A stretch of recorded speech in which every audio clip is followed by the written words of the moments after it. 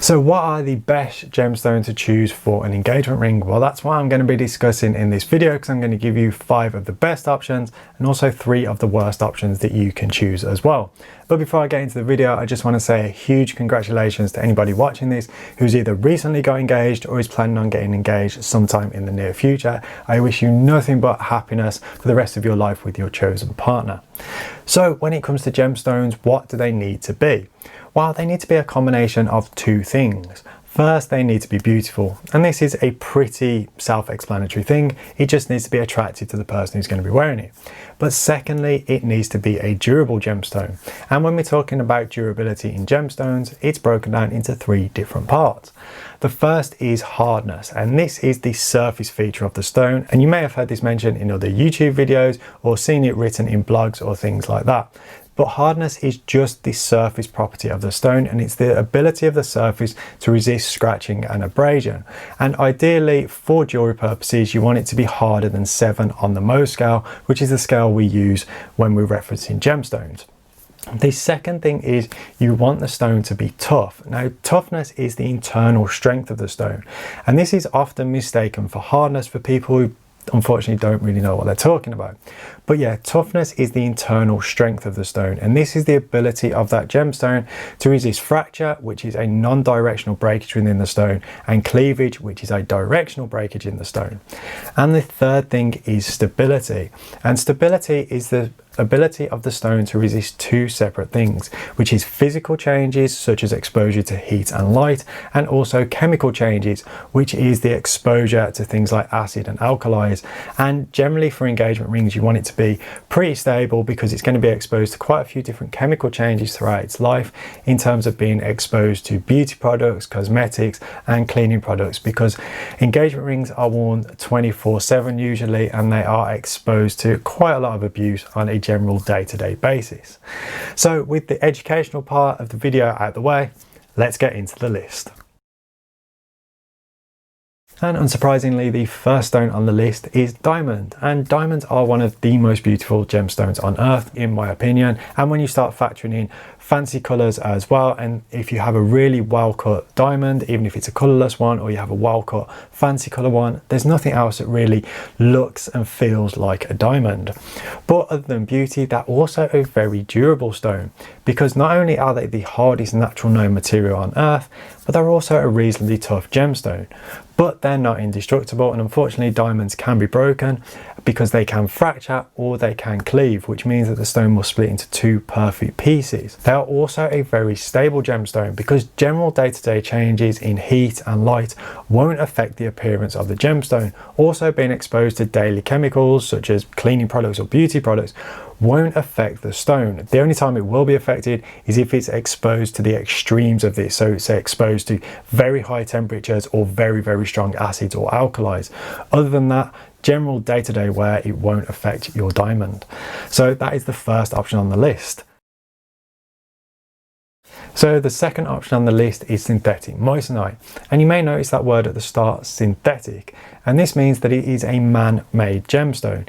Yes, there is a natural variety of it, but it's really not suitable for gemstones. That is why we use the synthetic variety, and it shares a lot of properties similar to diamond in the fact that it's a very beautiful stone. In fact, a synthetic moissanite actually has more dispersion, which means it has more sparkle than a diamond. But if it's not cut right, this can look almost fake in terms of the amount of sparkle that this stone can possess. But when it comes to the gem side of things, the gemological side of things, it's a very durable gemstone. It's 9 1/4 on the Mohs scale, which means it's pretty resistant to scratching and abrasion. It's also durable as well. Yes, it can still be broken, and yes, they can still be fractured, but they don't suffer with cleavage, which is a very good trait of the stone. And also they're very stable as well. Exposure to different changes in heat and temperature, as also chemical changes as well, won't affect the gemstone on a day-to-day basis. So that is why it is a really good option, and it is a much cheaper option than a natural diamond. But arguably, is it a better alternative than a man-made diamond? Well, that I will discuss in another video. And the third option on the list is sapphire, which is one of my personal favorite gemstones. And while most people will think of a blue sapphire, you can actually get sapphire in any color you can think of. Think of the rainbow, you can get a sapphire in that colour. And they are an extremely beautiful stone when they're available in such a wide range of colours. But they're also a very durable gemstone as well. Even though they are not as hard as the previous two stones that I mentioned, they still come in at 9 on the Mohs scale, which means they can take a lot of abuse on a day-to-day basis. They're also a very tough stone as well because of the way the crystal grows. It means that the internal structure of the stone is very tough. Yes, they can still be fractured, but they do not cleave. They are also a very stable gemstone as well, and this makes them a great alternative to diamonds for engagement rings, especially if you want a stone that's got different vibrant colours than the usual colourless varieties that you find in diamond. And the fourth option on the list is ruby, which is sapphire's sibling because they're part of the same gemstone family. And rubies are one of the most beautiful gemstones in the world, especially when you come across a true pigeon blood coloured ruby. There's no other gemstone, especially red gemstone, that really comes close to them. But they are also very durable as well because they share a lot of the same traits as sapphire. They are the same hardness as sapphire, but they're not quite as tough as sapphire. This is because of the cause of the actual colour of the ruby, because rubies are coloured by an element called chromium, and unfortunately this is quite a large element that causes a little bit of weakness in the general structure of rubies, and they are more likely to be fractured or fracture than their sapphire siblings, and that is one thing you do want to be aware of. But they are still tougher than a majority of other gemstones that are out there, which makes them a great choice for engagement rings. They also share a lot of the same stability characteristics of sapphire, but some heavily treated stones you do have to be careful with, so if possible, stick to stones that have only been heat treated. So the fifth and final option is Spinel, which is a stone you may or may not have heard of. And this is a stone that is growing in popularity and is becoming a more and more desirable option for engagement rings. This is because it shares a lot of characteristics with the aforementioned ruby and sapphire. This is because for many years it was known as the grey impersonator because good quality blue spinels look like blue sapphires and good quality red spinels look like good quality rubies. But they were generally a lot cheaper, even though the price divide is narrowing with the more popular they become. But on the gemological side of things, they are actually a great option for an engagement ring. Even though they are the softest stone on this list, coming in at 8 on the Mohs scale, it's still above the number 7 position, which is what we classify as suitable for use in jewellery. So even though it is a bit softer and it's more likely to be scratched and chipped, it still will stand up to a fair amount of abuse. On the toughness side of things, it's a pretty tough gemstone. This is because even though it can fracture, it won't cleave, which is a really good feature of the gemstone. And also stability, the colours found in these stones are very stable, and exposure to daily changes in things like heat, light, and also being exposed to beauty products and chemicals in cleaners and things like that won't affect the look of the stone. So it's a great alternative to ruby and sapphire, and at the moment it is a cheaper option. So it's definitely something that you may want to consider, especially if you've got a smaller budget. So those are the 5 gemstones that I think are a good option for engagement rings. But I also said I'm going to mention 3 stones that aren't suitable either. Now there's lots of gemstones out there that aren't suitable, but these are 3 stones that are very commonly asked for but really aren't suitable for use in engagement rings. So let's get into that list. So the first gemstone on this list, unfortunately, is one of the big 4, which is emerald. And even though they are a very beautiful stone, unfortunately they are not suitable for use in engagement rings because they are not a durable stone. Even though they come in at around about 7 on the Mohs hardness scale, which is suitable for use in jewellery, they are not a tough gemstone. In fact, they are a very brittle gemstone, and the majority of emeralds out there are fractured, and it is very easy to fracture and break an emerald, which when it's worn in a ring and it's exposed to the kind of things an engagement ring is exposed to, being worn on a daily basis, it just means that there's more chance of that stone being broken.